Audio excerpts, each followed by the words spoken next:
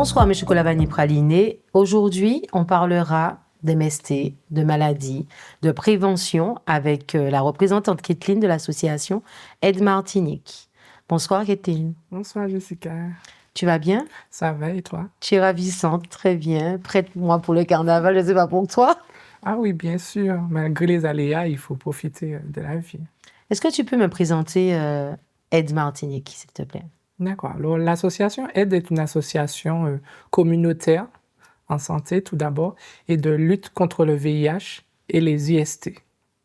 Voilà. Et on profite également pour lutter pour la discrimination. Ah oui. Voilà. Mais quelle discrimination? Très importante.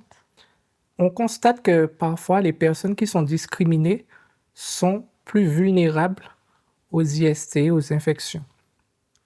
Donc, du coup, une personne qui, par exemple, n'a pas de papier, n'a peut-être pas la possibilité de faire un dépistage ni d'avoir des outils de prévention, ou alors de prendre ses médicaments si jamais elle est découverte positive au VIH, par exemple. Ça fait combien de temps que tu travailles avec eux? Alors, je suis militante depuis à peu près 5 ans. Et entre-temps, depuis 4 ans, j'ai été salariée. Mais qu'est-ce qui t'a attiré, justement? Ben justement, ce côté lutte contre les discriminations et surtout ce côté communautaire, parce qu'on travaille avec différentes communautés et les communautés créent les actions au sein de l'association. Alors, quelles sont les actions que vous pouvez faire ou vous avez déjà pu faire avant? On a beaucoup fait ce qu'on appelle le Trodi Tour et le Vacances Tour. Donc, c'était des caravanes. Donc, pendant les grandes vacances ou en marge du 1er décembre, où on se déplace dans différentes villes de la Martinique et on propose le dépistage puisqu'on a un camion qui est équipé de 2 cabines pour faire le dépistage rapide et gratuit. Donc, un résultat en 20 minutes, VIH, hépatite B, hépatite C. Et ça plaît, ça attire? Est-ce que les personnes sont réceptives à ça? Les personnes sont réceptives parce que justement, on ne fait pas que le dépistage comme dans un laboratoire, mais il y a un entretien avec un apport d'informations sur les modes de transmission et les modes de prévention parce qu'on ne connaît pas tout. Parfois, on peut penser qu'un moustique, j'aime à le dire, est vecteur du VIH, du virus avant le sida, Oui. alors que pas du tout. Donc, c'est encore déconstruire et apporter de l'information à la population. Également, le fait d'aller dans les différentes communes permet aux personnes qui sont éloignées des soins de pouvoir bénéficier d'un système de santé sans avoir besoin de papier, carte vitale, etc. Tout le monde peut en profiter. Donc, dès qu'on voit, par exemple, cette caravane, qu'on ait une carte vitale ou pas, on peut se faire dépister sur place. Tout à fait. Par exemple, une personne qui n'a pas de papier et qui fait le dépistage et qui est découverte positive, on peut faire des démarches avec cette personne et l'orienter vers des partenaires pour pouvoir avoir un traitement, également un appartement pour pouvoir prendre son traitement convenablement. Carrément. Voilà. Quelles sont les personnes ou le type qui rentrent dans la discrimination? Alors, un peu tout le monde, on va dire, le public migrant, les femmes peuvent être vulnérables. Alors, elles ne sont pas systématiquement vulnérables, mais elles peuvent être vulnérables. Les personnes de la communauté LGBT. Et puis, monsieur et madame, tout le monde peuvent être également victimes de discrimination, pour un oui ou pour un non. Après, justement, l'importance de ce combat, c'est justement d'arriver à 2030 et ne plus avoir de personnes contaminées. Ce serait bien. De mettre toutes les personnes sous traitement pour éviter de nouvelles contaminations.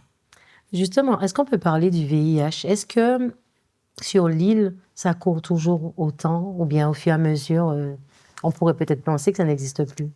Alors, l'an dernier, tous les partenaires qui luttent contre le VIH ont signé avec la région une Martinique sans sida pour justement 2030. Et on constate l'indice épidémiologique parce qu'en fait, toutes les années, il y a des relevés. Oui. On constate qu'il y a 50 personnes chaque année découvertes séropositives. OK. Donc, l'idée que le dépistage soit répandu, c'est le fait justement de trouver tous toutes les personnes contaminées et leur proposer le traitement pour bloquer la chaîne. Est-ce que tu peux expliquer aux téléspectateurs les symptômes du VIH parce que ça ne se voit pas tout de suite, j'imagine, lorsqu'on a été contaminé. Ou ça ne se voit pas du tout. Alors, une personne contaminée au VIH peut avoir les quelques mois, les premiers mois, cette personne peut avoir des symptômes grippaux. Donc, ça veut dire de la fièvre, fatigué, comme une dengue pendant plusieurs mois. Et puis après, ça s'arrête. Pendant 5 ans, elle n'a plus rien. Après, ça recommence. Et puis après, une dizaine d'années, là, on découvre que cette personne est atteinte du sida parce que justement, le VIH n'a pas été traité et donc cette personne arrive à la phase sida. La phase sida, c'est quoi? C'est quand la personne déclenche d'autres maladies. Oui, mais du coup, c'est ça qui est encore plus dangereux. Je pourrais même croire ou même dire que c'est pire que, on va dire, que le chlamydia ou la syphilis parce que le fait que ça ne se voit pas, surtout pour les personnes qui ne se protègent pas, ils peuvent l'avoir, donner à une autre personne, ainsi de suite, sans jamais savoir qu'ils étaient malades. Tout à fait. Donc, c'est justement ça, le fort de l'association aussi, c'est d'apporter l'information que ça ne se voit pas forcément. Il y a quelques années, quand on voyait une personne amaigrie, on disait « Ah, une sida ». Ça ne veut rien dire. Aujourd'hui, il faut savoir que les personnes qui sont sous traitement ont une espérance de vie, même au-delà d'une personne lambda qui n'a pas le VIH. Donc, il n'y a pas de risque à proprement dit. Mais les personnes qui se soignent, on est d'accord qu'ils ne peuvent pas avoir de rapport non protégé. Les traitements sont tellement efficaces depuis des années qu'une personne qui est sous traitement ne contamine pas et le virus est bloqué. D'accord. Donc, du coup, on appelle ça être indétectable. La personne peut avoir des enfants, avoir des relations sexuelles sans préservatif et ne pas contaminer. Il existe aussi, tu me parlais de personnes qui ont des rapports sans préservatif, du coup, il existe aussi ce qu'on appelle la PrEP. Donc, c'est un traitement que les personnes qui sont pluripartenaires ou alors qui ont du mal avec le préservatif peuvent avoir accès s'ils vont voir leur médecin. Que ce soit homme ou femme. Hein? Voilà, homme ou femme. Et c'est un comprimé qui est automatiquement sous ordonnance ou bien même aide peut fournir ce comprimé? Alors, effectivement, très important, c'est à voir avec son docteur, son médecin traitant ou alors au CHU. Oui. Dès qu'il y a un rapport, soit peut-être un préservatif qui s'est déchiré ou autre. Alors là, on parle d'autre chose. Alors, la PrEP, c'est vraiment un comprimé, c'est une prévention. Donc, les personnes qui ont cette habitude de ne pas avoir de protection et qui ont surtout plusieurs partenaires, on leur propose ce traitement-là. Donc, ce sera à prendre soit avant et après rapport ou soit de façon continue si la personne a vraiment cette habitude de ne pas avoir de... Mais ça protège quoi? Ça protège uniquement du VIH. Ah, voilà, d'accord. Sinon, ce serait trop magique. S'imagine un comprimé qui protège de tout MST. Alors, il y a un traitement donc, qui est en train de sortir, similaire à la PrEP. Pour l'instant, il est en observation. Oui. Et qui protège d'autres IST. Mais il n'est pas encore accessible en Martinique. Et tu en penses quoi, toi, de ce futur comprimé? Alors, c'est intéressant. Après, il faut toujours avoir cette observance. Donc, une personne qui est sous traitement, que ce soit PrEP, que ce soit TAPS. Le TAPS, c'est justement le traitement que les personnes séropositives au VIH prennent. Oui. Il y a quand même une observance. Donc, tous les 6 mois, les personnes doivent faire une batterie de santé pour voir que les tests fonctionnent, etc. Alors, je me dis que si ça continue comme ça avec la science, peut-être que dans 10 ans ou voire 20 ans, il y aura beaucoup de rapports non protégés, mais non dangereux. Exactement. Voilà. Et tu parlais d'un troisième traitement, le traitement d'urgence. Donc, quand on a eu un rapport sans préservatif ou alors rupture de préservatif, on a 48 heures pour se rendre au CHU et demander le traitement d'urgence. Si jamais on avait une relation avec quelqu'un qui était plus ou moins contaminé, qui ne savait pas ou alors qui ne prenait pas de traitement, on a encore le temps d'éradiquer le virus. Et ça, c'est un peu dommage parce que tu Tu dis quelque chose qui est très intéressant et je suis sûre que plein de personnes ils ne sont pas au courant de ça. Tout à fait. Et j'imagine qu'il y a peut-être des personnes qui ont déjà eu des risques en se disant, qui sont stressées, ils se disent, mon Dieu, j'ai fait une bêtise, j'espère que je n'ai rien. Donc, ils laissent passer des semaines. Après, peut-être qu'ils attendent un mois pour aller faire un dépistage. Donc, cette information, elle est très intéressante et Oui, très utile. ça peut éviter justement d'être séropositif au VIH. Exact. Encore faut-il le savoir. Voilà, Voilà. c'est ça. Quels sont les MST qui sont les plus répandus en Martinique? Alors, en Martinique, ce serait beaucoup la chlamydia et depuis quelques années, la syphilis. Depuis après le Covid, la syphilis remonte énormément. Tu penses que c'est dû à quoi? Je ne pourrais pas l'expliquer, mais la syphilis peut être extrêmement grave. Cas de cécité, donc on peut devenir aveugle au niveau du cerveau. Et quels Il y a sont, beaucoup de grands poètes auparavant qui sont morts de la syphilis. et quels sont les symptômes de la chlamydia? Parce qu'effectivement, j'entends beaucoup parler, parfois on parle de tranche d'âge. On dit aussi que les jeunes attrapent ça très facilement. Tu me diras que les jeunes se protègent peut-être moins. Mais la chlamydia, quels sont les symptômes? Alors, il peut y avoir des difficultés à uriner, des douleurs au niveau du sexe, etc. Et donc, important de faire le dépistage une fois de plus. Et quelles sont les personnes qui viennent vers vous? Est-ce que tu as des jeunes de la vingtaine? Ou bien c'est des personnes de la trentaine, quarantaine, voire plus? Alors, on a tout âge hein, qui viennent vers nous parce qu'on a un local à Fort-de-France. Et puis, également, on se déplace, comme je l'ai dit.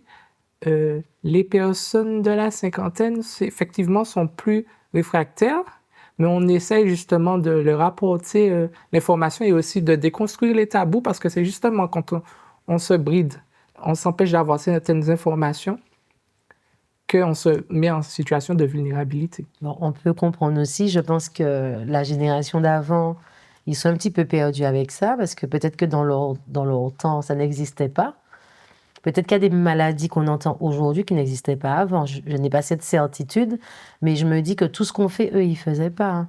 Oui, mais par contre, le sida, beaucoup sont restés sur le fait que c'est la mort et Oui. qu'on ne peut pas embrasser, on ne peut pas. Alors qu'il y a plein de choses qui étaient fausses et des améliorations. Comme je l'ai dit, on peut vivre avec monsieur, madame, et puis on ne sait pas que cette personne a le VIH parce que justement son traitement est efficace.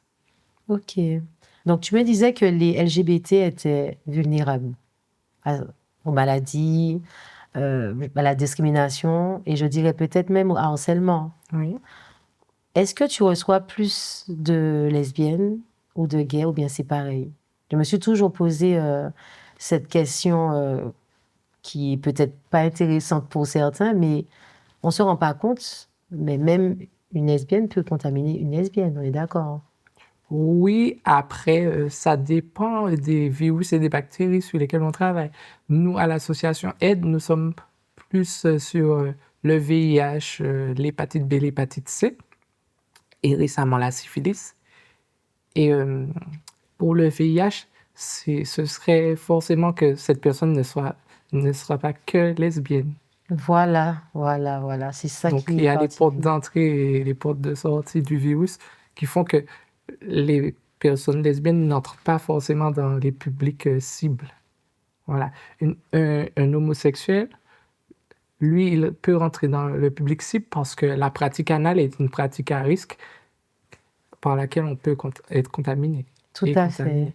Et c'est pour ça que je pense que dans les mœurs, beaucoup de personnes à l'époque pensaient que c'était que les hétéros. Non, que les gays qui pouvaient avoir Ouais. le sida. Aujourd'hui, on se rend compte que non, que c'est Effectivement. tout le monde. Ouais.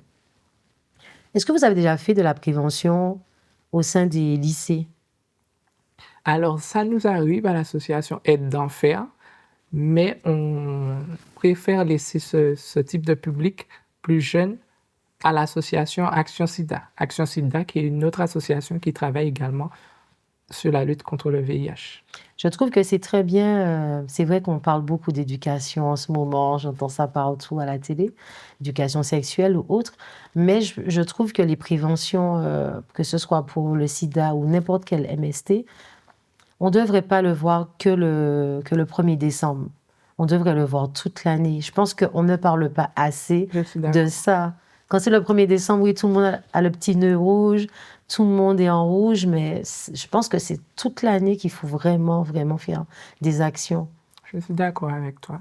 La sexualité, c'est quelque chose qu'on vit au quotidien, hein, pour la plupart d'entre nous. Oui, Donc, c'est important d'avoir les informations et puis d'intégrer le dépistage dans nos pratiques.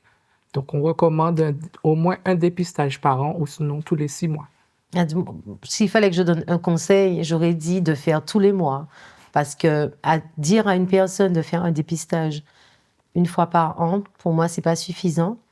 Sauf si c'est quelqu'un qui n'a qu'un partenaire et qui est fidèle.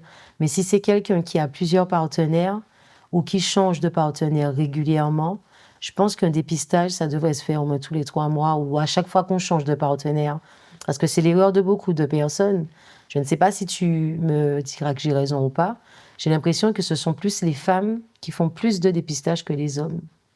C'est une impression que j'ai, à croire que la femme va plus faire des soins, prendre soin de sa santé. En général, en tout cas aux Antilles, surtout, les hommes sont beaucoup réfractaires à tout ce qui est médecin, etc. Exactement. Je me demande pourquoi d'ailleurs.